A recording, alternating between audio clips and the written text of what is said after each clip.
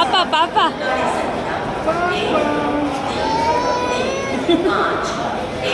आए देखो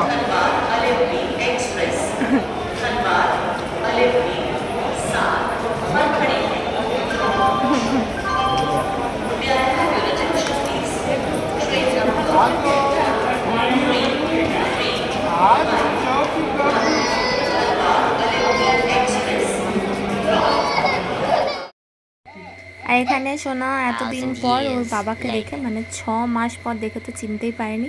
আর এখানে আসার সময় আমার সেরকম একটা ভিডিও করা হয়নি, তারপর বাড়িতে এসে এখানে ভিডিও করছিলাম, খেতে বসে গেছিলো সবাই।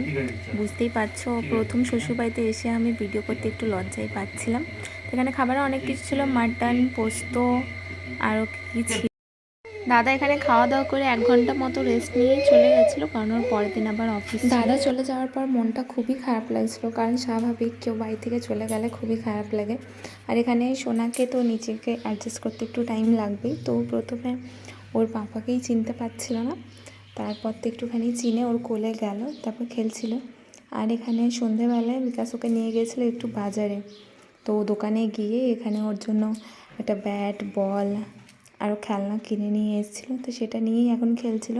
আর বাড়ির সবাই এখন ওকে খুবই আদর করছে, কারণ অনেক দিন পর ও বাড়ি এসছে।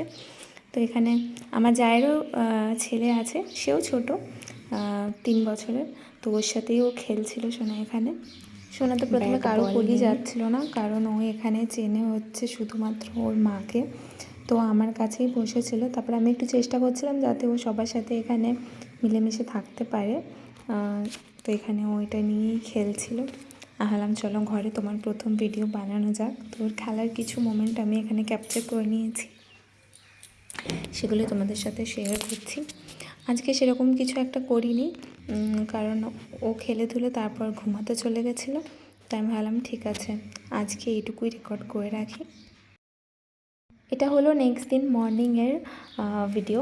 তো সকালবেলা উঠে সোনা দেখেনি যে ওর রুমের মধ্যে একটা জানলা আছে, কারণ ওর মামা বাড়িতে অনেকগুলো জানলা আছে, যেখানে তোমরা দেখেছো ও খেলা করে।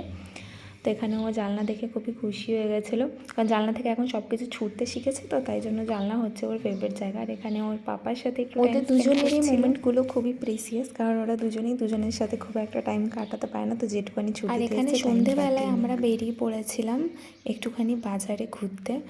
বাজারে অনেকগুলো জিনিস কেনাকাটারও ছিল, প্লাস 2 দিন পরে আমাদের একটা বিয়ে বাড়িও ছিল, তো মাসি বাড়িতে বিয়ে আছে, তো ভাবলাম কিছু কেনাকাটা করার ছিল, সেগুলো নিতেই গেছিলাম, টুকটাক যা জিনিস লাগবে।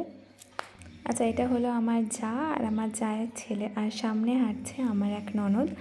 তো আমরা সবাই মিলে গেছিলাম টুকটাক জিনিস কিনতে।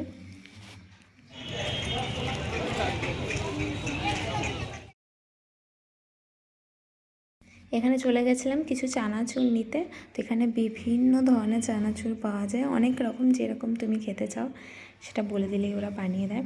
তো এখানে ওটা, তারপরে এখানে দেখলাম যে একটু ছোটো মতো মেলা ঠিক না, কিন্তু একটা কাউন্টার মতো বসেছিলো, যেখানে বিভিন্ন ধরনের জিনিস পাওয়া যাচ্ছিলো।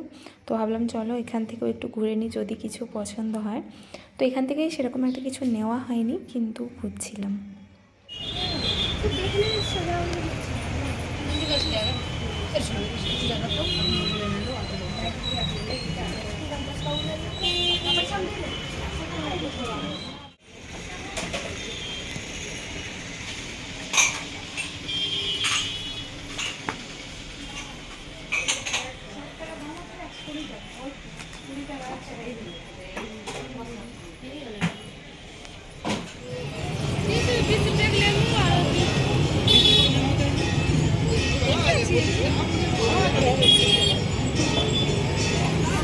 তারপর এখানে শোনার জন্য যা যা ফল নেওয়ার ছিল, যেরকম আপেল, আঙ্গুর, সেগুলো সব নিয়ে নিয়েছি।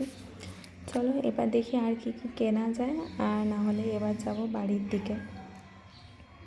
তো তারপর ভাবলাম কিছু খাওয়া দাওয়া করে নিই। ফলের দোকানে আমি আম দেখতে পেয়ে ভীষণ খুশি হয়েছিলাম, কিন্তু বললো এখন আমগুলো নাকি খুব টক হয়।